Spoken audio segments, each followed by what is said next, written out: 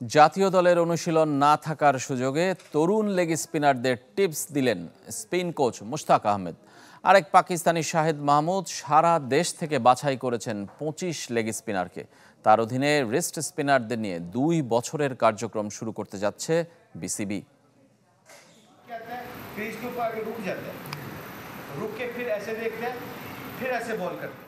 দল বিশ্রামে থাকলেও মিরপুরে ব্যস্ত spin coach Mushtaq Ahmed.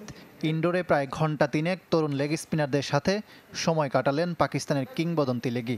Wrist স্পিনারদের পরখ করেছেন, দিয়েছেন বিভিন্ন টিপস। ওনার অ্যাভেলেবেল টাইম ছিল, সেই টাইমটাকে আমরা কাজে লাগিয়েছি।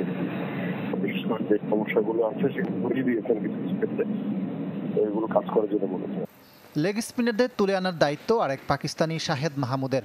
গেল 3 মাসে খুঁজে বের করেছেন 80 জন। এই মাসের শুরুতে চূড়ান্ত ট্রায়ালে বাছাই করা হয় 20 বোলারকে।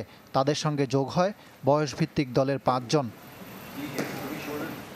আপাতত মুশতাক আহমেদের মেয়াদ বিশ্বকাপ পর্যন্ত, তাই অন্তত এই একটা দিন তাকে কাজে লাগিয়েছে বোর্ড।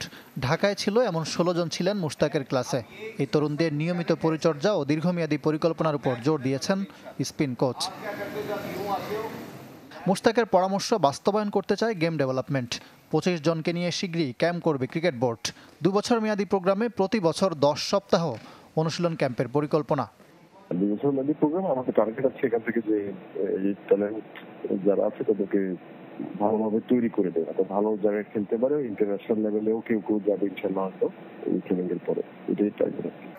প্রথম শ্রেণীর ক্রিকেট খেলার অভিজ্ঞতা সম্পন্ন পাকিস্তানের সাবেক লেগ স্পিনার শাহেদ মাহমুদের অধীনে হবে রিস্ট স্পিনারদের ক্যাম্প। দীর্ঘমেয়াদী চুক্তি হলে আবারও সময় দেবেন মুশতাক আহমেদ। ইকরাম হুসাইন, চ্যানেল 24, ঢাকা।